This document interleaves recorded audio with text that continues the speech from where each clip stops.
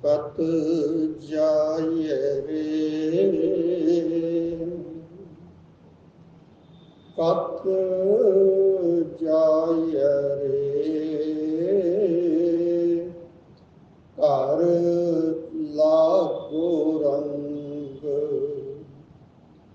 कत जाय रे,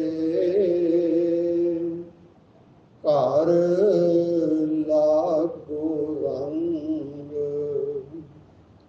मेरा चित न चलै, मन भैओ भंग। मेरा चित न चलै, मन भैओ भंग। कत जाय रे, घर लागो रंग। एक दिवस मन भई उमंग, कस चंदन चोआ बहु सुगंध। पूजन चाली ब्रह्म ठाए, सुब्रह्म बतायो गुर मन ही माए। सुगुर सो ब्रह्म बतायो, गुर मन ही माए। जान जाइए तां जल पखान, तू पूर रहो सर्व समान। वेद पुराण सब देखे जोए, ऊहाँ तो जाइए जो ईहाँ ना होए। ऊहाँ तो जाइए जो ईहाँ ना होए। सतगुर मैं बलिहारी तोर, जिन सकल विकल भ्रम काटे मोर। सतगुर मैं बलिहारी तोर, जिन सकल विकल भ्रम काटे मोर। रामानंद स्वामी रमत ब्रह्म, गुर का शब्द काटै कोट करम। गुर का शब्द, गुर का शब्द काटै कोट करम। वाहिगुरु वाहिगुरु।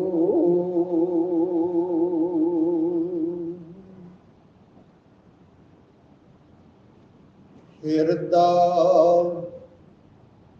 देह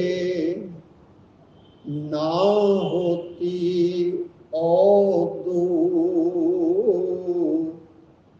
तो मन सुन रहे बैरागी। नाव कमल अस्थंभ न हो तो तां निज घर बस तो। ਪਵਨ ਅਨਰਾਗੀ। ਧੰਨ ਧੰਨ ਸਤਿਗੁਰੂ ਪਹਿਲੇ ਪਾਤਸ਼ਾਹ ਸ਼੍ਰੀ ਗੁਰੂ ਨਾਨਕ ਦੇਵ ਮਹਾਰਾਜ ਜੀ ਦੀ ਅੰਮ੍ਰਿਤਮਈ ਸਿੱਧ ਗੋਸ਼ਟ ਬਾਣੀ। ਆਓ ਅੱਜ ਇਸ ਦੀ 67ਵੀਂ ਪੌੜੀ ਦੀ ਵਿਚਾਰ ਕਰੀਏ। ਸਤਿਗੁਰੂ ਜੀ ਜੋਗੀਆਂ ਦਾ ਜੋ ਸਵਾਲ ਸੀ ਉਸ ਦਾ ਉਹਨਾਂ ਨੂੰ ਜਵਾਬ ਦੇ ਰਹੇ ਹਨ, ਕਿਉਂਕਿ 65ਵੀਂ 66ਵੀਂ ਪੌੜੀ ਦੇ ਵਿੱਚ ਜੋਗੀ ਸਤਿਗੁਰੂ ਜੀ ਨੂੰ ਪੁੱਛਦੇ ਸਨ, ਜਾਂ ਇਹ ਹਿਰਦਾ ਦੇ ਨਾ ਹੋਤੀ ਤੋ ਮਨ ਕੈਠੇ ਰਹਿਤਾ। ਕਿ ਜਦੋਂ ਇਹ ਹਿਰਦਾ ਨਹੀਂ ਸੀ, ਇਹ ਦੇਹ ਨਹੀਂ ਸੀ, ਤਾਂ ਮਨ ਕਿੱਥੇ ਰਹਿੰਦਾ ਸੀ? ਤਾਂ ਸਤਿਗੁਰੂ ਜੀ ਉਸ ਦਾ ਜਵਾਬ ਦੇ ਰਹੇ ਹਨ, ਹਿਰਦਾ ਦੇ ਨਾ ਹੋਤੀ ਔਦੂ ਤੋ ਮਨ ਸੁਨ ਰਹਿ ਬੈਰਾਗੀ। ਜਦੋਂ ਇਹ ਹਿਰਦਾ ਨਹੀਂ ਸੀ, ਇਹ ਦੇਹ ਸਰੀਰ ਨਹੀਂ ਸੀ, ਉਸ ਵੇਲੇ ਸਤਿਗੁਰੂ ਜੀ ਕਹਿ ਰਹੇ ਹਨ, ਇਹ ਮਨ ਜੋ ਸੀ, ਇਹ ਮਨ ਬੈਰਾਗੀ ਉਸ ਵਾਹਿਗੁਰੂ ਦੇ ਵਿੱਚ ਹੀ ਸਮਾਇਆ ਹੋਇਆ ਸੀ। ਸੁਣ, ਉਹ ਵਾਹਿਗੁਰੂ ਜੋ ਨਿਰਗੁਣ ਸਰੂਪ ਵਾਹਿਗੁਰੂ ਹੈ। ਆਪੁਰ ਅਵਸਥਾ, ਉਹ ਵਕਤ ਜਦੋਂ ਉਸ ਵਾਹਿਗੁਰੂ ਨੇ ਇਹ ਜਗਤ ਨਹੀਂ ਸੀ ਬਣਾਇਆ, ਇਹ ਸ੍ਰਿਸ਼ਟੀ ਨਹੀਂ ਸੀ ਬਣਾਇਆ, ਉਸ ਵੇਲੇ ਦੀ ਅਵਸਥਾ। ਤਾਂ ਸਤਿਗੁਰੂ ਜੀ ਕਹਿ ਰਹੇ ਹਨ, ਜਦੋਂ ਇਹ ਸਰੀਰ ਨਹੀਂ ਸੀ, ਇਹ ਹਿਰਦਾ ਨਹੀਂ ਸੀ, ਉਸ ਵੇਲੇ ਔਦੂ ਹੈ ਜੋਗੀ, ਇਹ ਮਨ ਜੋ ਸੀ, ਇਹ ਬੈਰਾਗੀ ਮਨ ਉਸ ਸੁਣ ਅਪੁਰ ਨਿਰਗੁਣ ਸਰੂਪ ਵਾਹਿਗੁਰੂ ਦੇ ਵਿੱਚ ਹੀ ਸਮਾਇਆ ਹੋਇਆ ਸੀ। ਨਾਭ ਕਮਲ ਅਸਥੰਭ ਨਾ ਹੋਤੋ ਤਾਂ ਨਿਜ ਘਰ ਬਸਤੋ ਪਵਨ ਅਨਰਾਗੀ। ਕਿਉਂਕਿ 66ਵੀਂ ਪੌੜੀ ਦੇ ਵਿੱਚ ਜੋਗੀਆਂ ਨੇ ਸਵਾਲ ਕੀਤਾ ਸੀ, ਨਾਭ ਕਮਲ ਅਸਥੰਭ ਨਾ ਹੋਤੋ ਤੋ ਪਵਨ ਕਵਨ ਘਰ ਸਹਿਤਾ। ਕਿ ਜਦੋਂ ਇਹ ਨਾਭ ਰੂਪੀ ਚੱਕਰ ਨਹੀਂ ਸੀ, ਉਸ ਵੇਲੇ ਇਹ ਜੋ ਪ੍ਰਾਣ ਸੀ, ਇਸ ਦਾ ਕਿਹੜਾ ਸਹਾਰਾ ਸੀ? ਤਾਂ ਸਤਿਗੁਰੂ ਜੀ ਉਹ ਜਵਾਬ ਦੇ ਰਹੇ ਹਨ ਕਿ ਨਾਭ ਕਮਲ ਅਸਥੰਭ ਨਾ ਹੋਤੋ ਤਾਂ ਨਿਜ ਘਰ ਬਸਤੋ ਪਵਨ ਅਨਰਾਗੀ। ਅਨਰਾਗੀ ਪ੍ਰੇਮੀ। ਜਦੋਂ ਇਹ ਨਾਭ ਰੂਪੀ ਕਮਲ ਦਾ ਚੱਕਰ ਦਾ ਸਹਾਰਾ ਇਸ ਪ੍ਰਾਣ ਨੂੰ ਨਹੀਂ ਸੀ, ਨਾਭ ਕਮਲ ਅਸਥੰਭ, ਅਸਥੰਭ ਸਹਾਰਾ ਆਸਰਾ ਨਾ ਹੋਤੋ ਤਾਂ ਨਿਜ ਕਰ ਬਸਤੋ ਪਵਨ ਅਨਰਾਗੀ। ਤਾਂ ਇਹ ਪਵਨ ਜੋ ਪ੍ਰਾਣ ਹੈ, ਇਹ ਅਨੁਰਾਗੀ ਉਸ ਪ੍ਰਭੂ ਦਾ ਪ੍ਰੇਮੀ ਹੋ ਕੇ ਉਸ ਦੇ ਵਿੱਚ ਹੀ ਵਸਦਾ ਸੀ। ਨਿਜ ਘਰ, ਨਿਜ ਘਰ ਅਰਥਾਤ ਉਸ ਪ੍ਰਭੂ ਦੇ ਘਰ ਦੇ ਵਿੱਚ। ਇਹ ਜੋ ਪ੍ਰਾਣ ਸੀ, ਜਦੋਂ ਇਹ ਨਾਭੀ ਦਾ ਚੱਕਰ ਨਹੀਂ ਸੀ, ਨਾਭੀ ਰੂਪ ਆਸਰਾ ਪ੍ਰਾਣ ਨਹੀਂ ਸੀ, ਉਸ ਵੇਲੇ ਇਹ ਪ੍ਰਾਣ ਜੋ ਸਨ ਉਸ ਪਰਮਾਤਮਾ ਦੇ ਪ੍ਰੇਮੀ ਬਣ ਕੇ ਉਸ ਦੇ ਵਿੱਚ ਹੀ ਸਮਾਏ ਹੋਏ ਸਨ। ਉਸ ਦੇ ਪ੍ਰਭੂ ਦੇ ਘਰ ਦੇ ਵਿੱਚ ਉਸ ਦੇ ਵਿੱਚ ਹੀ ਟਿਕੇ ਹੋਏ ਸਨ। रूप न रेखिया जात न होती, तो अकुलीन रहतो शब्द सुसार। सतगुरु जी ਨੂੰ 66ਵੀਂ ਪੌੜੀ ਦੇ ਵਿੱਚ ਜੋਗੀਆਂ ਨੇ ਸਵਾਲ ਪੁੱਛਿਆ ਸੀ कि रूप न हो तो रेख न काई, ता शब्द कहाँ लिव लाई। जदों कोई इस जगत का रूप नहीं सी, कोई रेख नहीं सी, उस वेले शब्द ने किथे लिव लाई हुई सी, शब्द किथे सी उदों। वो शब्द जो इस दूतर संसार को तारदा है, वो शब्द जो मन की भटकना खत्म करता है, वो शब्द उस वेले किथे टिकिया होया सी। तां सतगुरु जी इसका जवाब देंदे हन, रूप न रेखिया जात न होती, तो अकुलीन रहतो शब्द सुसार। ਜਦੋਂ ਇਸ ਜਗਤ ਦਾ ਕੋਈ ਰੂਪ ਨਹੀਂ ਸੀ, ਕੋਈ ਰੇਖ ਨਹੀਂ ਸੀ, ਜਾਤ ਕੋਈ ਹੋਂਦ ਨਹੀਂ ਸੀ, ਤਾਂ ਇਹ ਜੋ ਸ੍ਰੇਸ਼ਟ ਸ਼ਬਦ ਹੈ, ਸ਼ਬਦ ਸੁਸਾਰ, ਸਾਰ ਸ੍ਰੇਸ਼ਟ, ਉਹ ਸ੍ਰੇਸ਼ਟ ਸ਼ਬਦ ਜੋ ਦੂਤਰ ਸਾਗਰ ਸੰਸਾਰ ਤੋਂ ਤਾਰਦਾ ਹੈ, ਜੋ ਮਨ ਦੀ ਭਟਕਣਾ ਖਤਮ ਕਰਦਾ ਹੈ, ਜੋ ਆਵਾਗਮਨ ਨੂੰ ਮਿਟਾਉਂਦਾ ਹੈ, वो शब्द श्रेष्ठ शब्द तो अकुलीन रहतो। अकुलीन वो परमात्मा जो कुल तो रहत है, जिसकी कोई खास कुल नहीं है, वो अकुलीन है, कुल तो बिना। ये शब्द जो सार श्रेष्ठ शब्द, जदों ये जगत की कोई रूप नहीं सी, रेख्या नहीं सी, इसकी होंद नहीं सी, ਇਹ ਸ੍ਰੇਸ਼ਟ ਸ਼ਬਦ ਜੋ ਦੂਤਰ ਸੰਸਾਰ ਸਾਗਰ ਤੋਂ ਤਾਰਦਾ ਹੈ, ਇਹ ਉਸ ਵਾਹਿਗੁਰੂ ਜੋ ਅਕੁਲੀਨ, ਜੋ ਕੁਲ ਰਹਿਤ ਪਰਮਾਤਮਾ, ਉਸ ਦੇ ਵਿੱਚ ਹੀ ਸਮਾਇਆ ਹੋਇਆ ਸੀ, ਉਸ ਦੇ ਵਿੱਚ ਹੀ ਰਹਿ ਰਿਹਾ ਸੀ। ਗੌਣ ਗਗਨ ਜਬ ਤਬੈ, ਗੌਣ गगन जब तबै न हो, तो त्रै भवन जोत आपे निरंकार। जदों ये गौण, ये सारा जगत, जो कि सारा जगत चल रहा है, वो गौण गौण कर रहा है।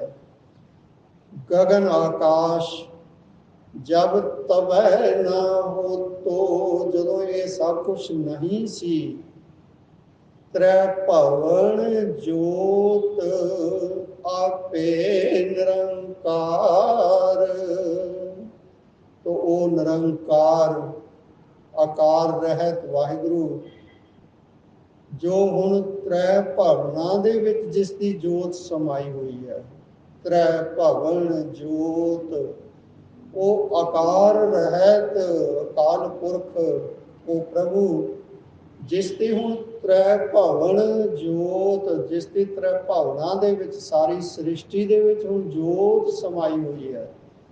क्योंकि जदों ये सतगुरु जी नूं जोगी प्रश्न कर रहे हैं कि कह रहे हैं कि जदों जगत ही नहीं सी, कुछ भी नहीं सी, उस वेले की गल कर रहे हैं, तो जवाब भी सतगुरु उस हिसाब नाल दे रहे हैं कि जदों ये ना ये जगत सी, ना ये आकाश सी, उस वेले ये निरंकार जो आकार रहत वाहिगुरु है, जिसकी की जोत सारे त्रै भवनां दे विच समाई हुई है। हुण त्रै भवनां दे विच समाई हुई है, उस वेले वो आपे ही आप सी, सिर्फ आपे ही आप सी, क्योंकि कुछ होर है ही नहीं सी, कोई जगत नहीं सी, कोई कुछ नहीं, सिर्फ सुन अवस्था ਉਹ ਵਾਹਿਗੁਰੂ ਨਿਰਗੁਣ ਸਰੂਪ ਦੇ ਵਿੱਚ ਆਪੇ ਹੀ ਆਪ ਸੀ। ਵਰਨ ਭੇਖ ਅਸ ਰੂਪ ਸੂ ਏਕੋ, ਏਕੋ ਸ਼ਬਦ ਵਿਡਾਣੀ। ਉਹ ਪਰਮਾਤਮਾ ਜਦੋਂ ਇਹ ਜਗਤ ਰੂਪ, ਇਹ ਸੰਸਾਰ, ਇਹ ਆਕਾਸ਼ ਨਹੀਂ ਸੀ, ਜਿਸ ਦੀ ਕਿ ਜੋਤ ਹੁਣ ਸਾਰੇ ਤ੍ਰੈ ਭਵਨ ਦੇ ਵਿੱਚ ਸਮਾਈ ਹੋਈ ਹੈ, ਉਸ ਵੇਲੇ ਉਹ ਨਿਰੰਕਾਰ ਜੋ ਸੀ, ਇੱਕੋ ਸ਼ਬਦ ਵਿਡਾਣੀ। ਅਚਰਜ ਰੂਪ, ਵਿਡਾਣੀ ਅਚਰਜ, ਅਚਰਜ ਰੂਪ ਹੋ ਕੇ, ਇੱਕ ਸ਼ਬਦ ਰੂਪ ਹੋ ਕੇ ਉਹ ਵਾਹਿਗੁਰੂ ਜੀ ਸੀ। ਉਸ ਦਾ ਕੋਈ ਉਸ ਵੇਲੇ ਵਾਰਨ ਭੇਖ ਅਸਰੂਪ ਕੋਈ ਨਹੀਂ ਸੀ। ਉਹ ਸ਼ਬਦ ਰੂਪ ਹੋ ਕੇ ਆਪਣੇ ਆਪ ਦੇ ਵਿੱਚ ਹੀ ਟਿਕਿਆ ਹੋਇਆ ਸੀ। ਸਾਚ ਬਿਨਾ ਸੂਚਾ ਕੋ ਨਾਵੀ, ਨਾਨਕ ਅਕਥ ਕਹਾਣੀ।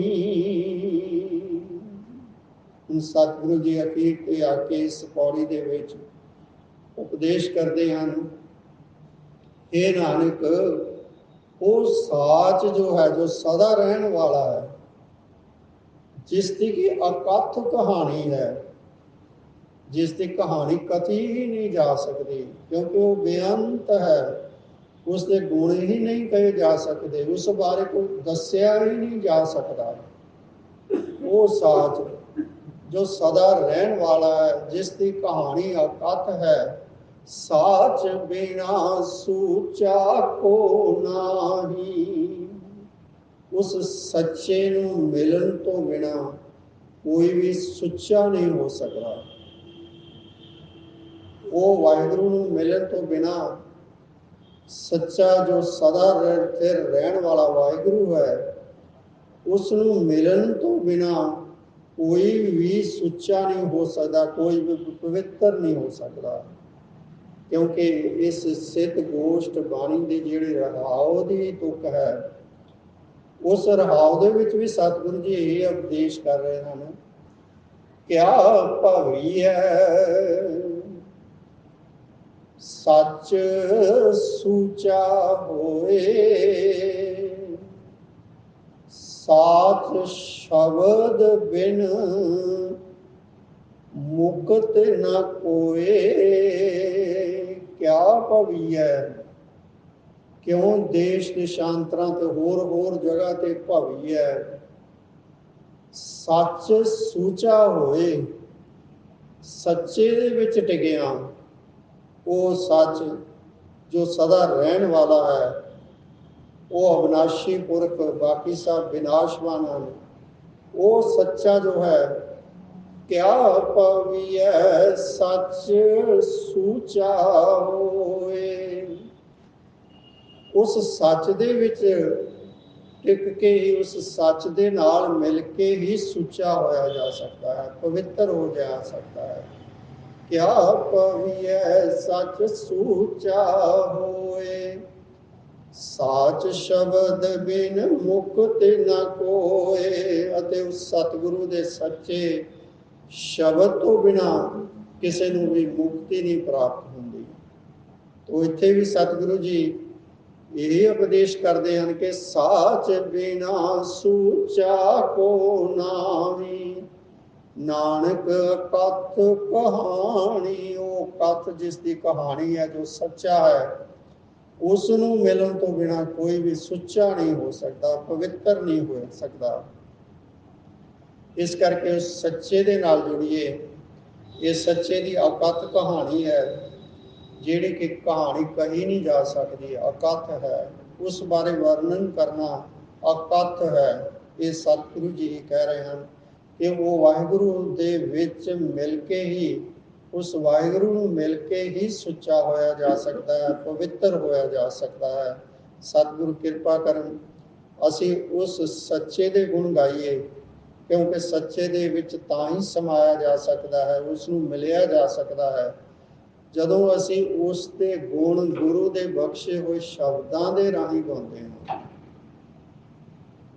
ਕਿਉਂਕਿ ਸ਼ਬਦ ਤੋਂ ਬਿਨਾ ਉਸ ਵਾਹਿਗੁਰੂ ਦੇ ਗੁਣ ਗਾਏ ਵੀ ਨਹੀਂ ਜਾ ਸਕਦੇ। ਸ਼ਬਦ ਹੀ ਹੈ। ਸਤਿਗੁਰੂ ਜੀ ਨੇ ਸਾਨੂੰ ਹੁਕਮ ਵੀ ਇਹ ਕੀਤਾ ਹੈ ਕਿ ਗੁਰੂ ਦੇ ਸ਼ਬਦ ਦੇ ਰਾਹੀਂ ਉਸ ਵਾਹਿਗੁਰੂ ਸੱਚੇ ਦੇ ਗੁਣ ਗਾਣੇ ਹਨ। ਆਪਣੇ ਸ਼ਬਦ ਬਣਾ ਕੇ, ਆਪਣੀਆਂ ਕਵਿਤਾਵਾਂ ਬਣਾ ਕੇ ਉਸ ਦੇ ਗੁਣ ਨਹੀਂ ਗਾਉਣੇ। ਗੁਣ ਗਾਉਣੇ ਹਨ ਸ਼ਬਦ ਦੇ ਨਾਲ ਜੁੜ ਕੇ, ਗੁਰੂ ਦੀ ਬਾਣੀ ਦੇ ਨਾਲ ਜੁੜ ਕੇ, ਕਿਉਂਕਿ ਗੁਰੂ ਦੀ ਬਾਣੀ ਜੋ ਹੈ ਉਸ ਵਾਹਿਗੁਰੂ ਦੇ ਗੁਣਾਂ ਦੇ ਨਾਲ ਭਰਪੂਰ ਹੈ। ਜਦੋਂ ਅਸੀਂ ਸ਼ਬਦ ਗਾਉਂਦੇ ਹਾਂ ਤਾਂ ਉਸ ਵਾਹਿਗੁਰੂ ਦੇ ਗੁਣ ਹੀ ਗਾਉਂਦੇ ਹਾਂ। ਤੋ ਇਸ ਤਰ੍ਹਾਂ ਵਾਹਿਗੁਰੂ ਦੇ ਗੁਣ ਗਾ ਕੇ ਉਸ ਸੱਚੇ ਦੇ ਵਿੱਚ ਸਮਾਇਆ ਜਾ ਸਕਦਾ ਹੈ, ਸੱਚੇ ਦੇ ਨਾਲ ਜੁੜਿਆ ਜਾ ਸਕਦਾ ਹੈ ਅਤੇ ਅਸੀਂ ਆਪਣੇ ਆਪ ਨੂੰ ਵੀ ਸੁੱਚਾ ਕਰ ਸਕਦੇ ਹਾਂ, ਪਵਿੱਤਰ ਹੋ ਸਕਦੇ ਹਾਂ। ਵਾਹਿਗੁਰੂ ਜੀ ਕਾ ਖਾਲਸਾ, ਵਾਹਿਗੁਰੂ ਜੀ ਕੀ ਫਤਿਹ।